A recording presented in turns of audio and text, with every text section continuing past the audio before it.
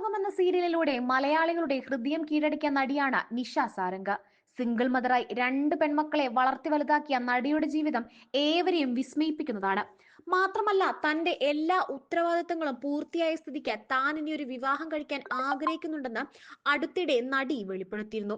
നമ്മളെ കേൾക്കാനും നമുക്ക് മിണ്ടാനും ഒരാൾ വേണമെന്ന് തോന്നുമെന്നും തിരക്കിനിടയിൽ എന്റെ കാര്യങ്ങൾ പങ്കുവെക്കാൻ ഒരു സുഹൃത്തോ പങ്കാളിയോ ആവശ്യമാണെന്നും നിഷ പറഞ്ഞിരുന്നു. അതേസമയം ദിവസവും ഷൂട്ടിങ്ങിന് ശേഷം തിരിച്ചു വരുമ്പോൾ വീട്ടിൽ നമ്മളെ കേൾക്കാൻ ആളില്ലെങ്കിൽ നമ്മുടെ മനസ്സ് തന്നെ മാറിപ്പോകും.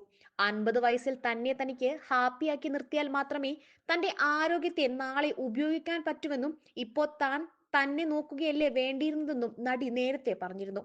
എന്നാൽ അതിനു പിന്നാലെ ഇപ്പോഴിതാ നടിയുടെ വാക്കുകളും ചർച്ചയാവുകയാണ്.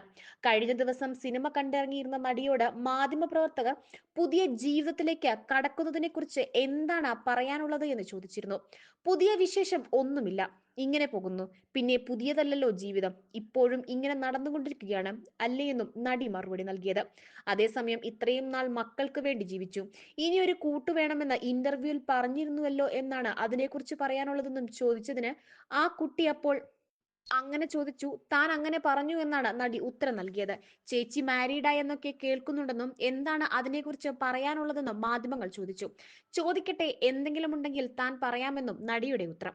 മാത്രമല്ല, അത് നല്ല കാര്യമല്ലേ, നല്ലത് എപ്പോൾ എങ്കിലും ചെയ്യാം എന്ന് വിചാരിക്കുന്നു, അത്രമേ ഉള്ളൂ എന്നും ആളുകളിൽ നിന്നും സപ്പോർട്ടുണ്ട്. എപ്പോഴും നമുക്കൊപ്പം എല്ലാം പങ്കുവെക്കാൻ ഒരാളുള്ളത് നല്ലതല്ലേ.